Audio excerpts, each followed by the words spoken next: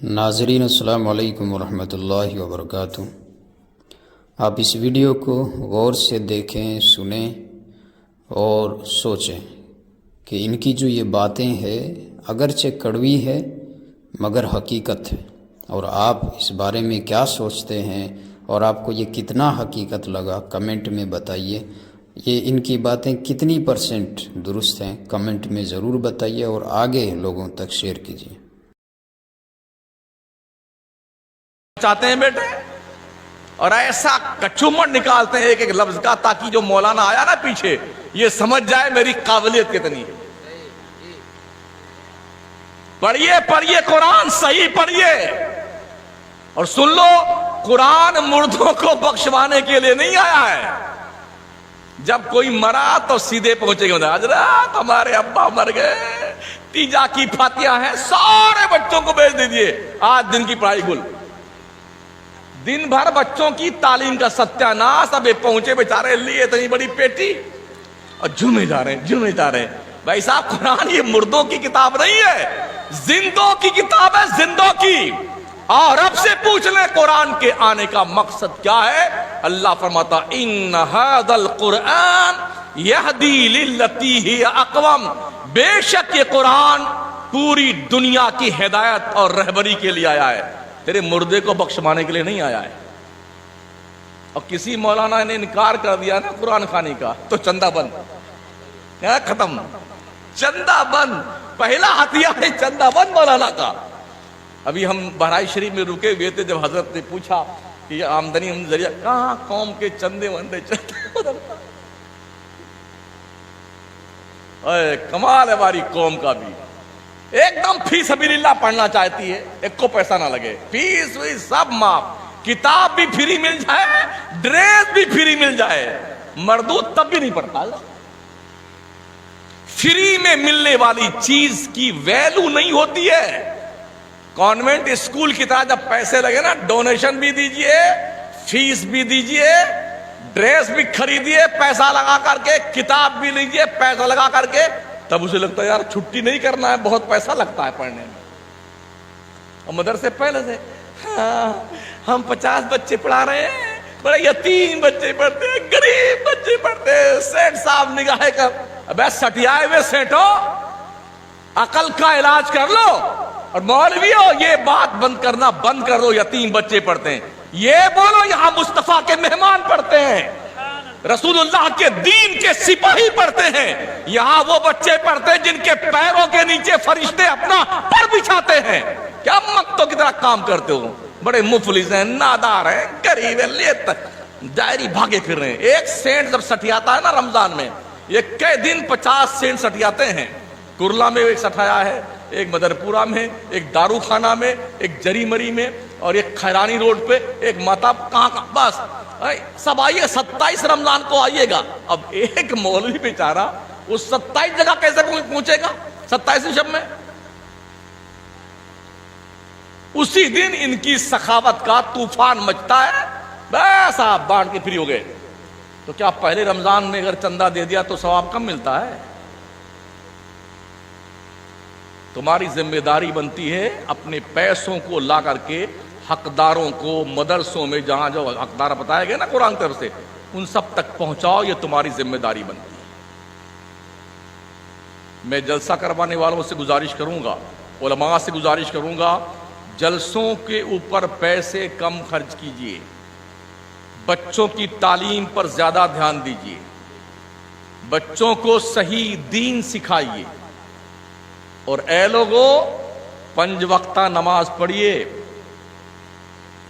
ورنہ اتنی بڑی ٹوپی بھی کسی کام نہیں آئے گی اور اتنی لمبی داڑھی بھی کوئی کام نہیں آئے گی۔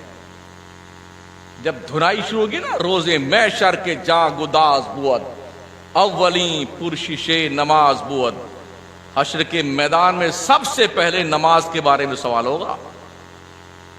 اور اتفاق سے دیکھیے اسی میں سنی سب سے زیادہ پیچھے ہے، سب سے پیچھے سنی۔ کئی جگہ ہم کو پیچھے سے فون بھی آتا، کیا حضرت آپ نماز کی بات کریں؟ کس کی بات کریں بھائی صاحب، کس کی بات کریں؟ اللہ نے پیدا کس لیے کیا؟ اکثر جلسوں میں ایک دو پیر ضرور کا اس کا نام رہے گا کہ حضرت پیر صاحب آئے ہیں، اور جس جلسے میں کوئی پیر آ جائے سمجھ لو اس جلسے کی ستیہ ناش ہو گئی. پھر جلسہ نہیں ہوگا، خطبہ ہوگا پیر صاحب کا. تو یہ قوم کس لیے آئی ہوئی ہے؟ نماز سیکھنے، روزہ سیکھنے، حج سیکھنے، زکوٰۃ سیکھنے، اخلاق سیکھنے، حلال و حرام سیکھنے، چغلی غیبت اس سے کیسے جوا کھیلنا کیا ہے، سٹا لگانا کیا ہے، عیاشی کرنا کیا ہے، بد نگاہی، یہ کون سکھائے گا؟ جنات سکھانے آئے گا ان کو.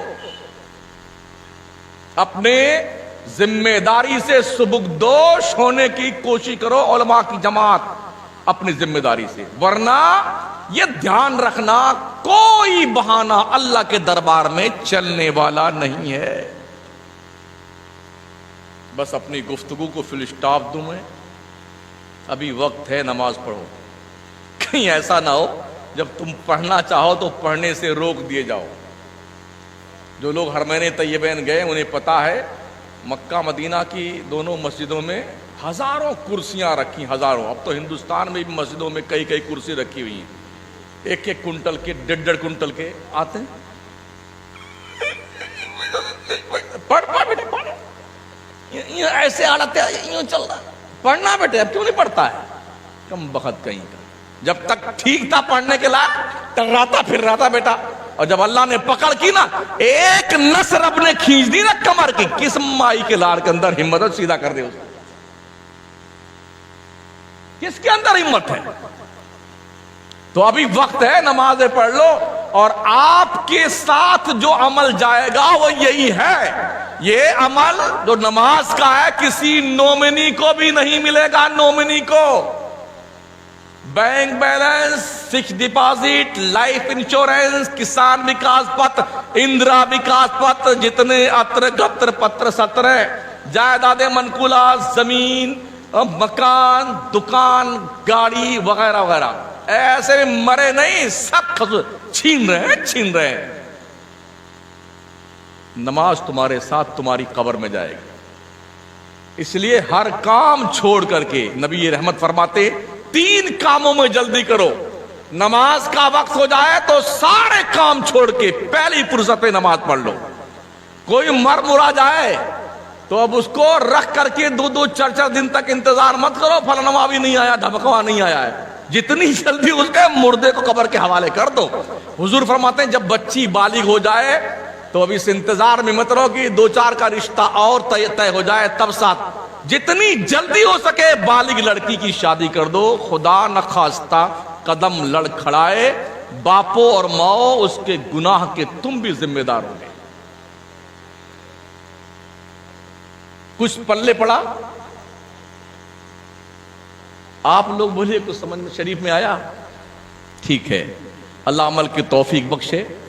نماز پڑھیے، اچھے کام کیجئے، برائیوں سے بچیے، علماء کا احترام کیجئے، اماموں کی عزت کیجئے، بچوں سے پیار کیجئے، بڑوں کی عزت کیجئے.